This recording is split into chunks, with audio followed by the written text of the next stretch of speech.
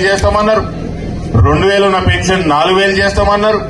ప్రతి ఆడామెకి 2500 ఇస్తా అన్నారు. ఇంకా అడిగిన వాళ్ళకి పాపం ఏది అడిగితే అది సరే అన్నారు.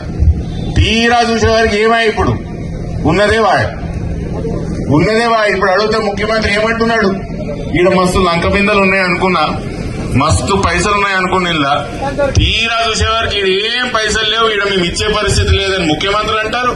మన స్పీకర్ గారు కూడా గదే చెప్తారు, మా దగ్గర పైసలు లేవు, మీకు ఈయనకి ఏం లేదు. ఇది ఎట్లున్నదంటే ఒక ఊర్లో పిల్లకి పెళ్లి అయితే లేదంట. తండ్రి ఒక స్మార్ట్ పోరగాని దగ్గరికి పోయి, ఇగో మా బిడ్డను పెళ్లి చేసుకో, నీకు బంగారు కడి చేపిస్తా, నీకు గొలుసు చేపిస్తా, నువ్వు అడిగిందల్లా చేపిస్తా, నీకు మోటార్ చేపిస్తా, మోటార్ కార్ చేపిస్తా అని చెప్పిండు.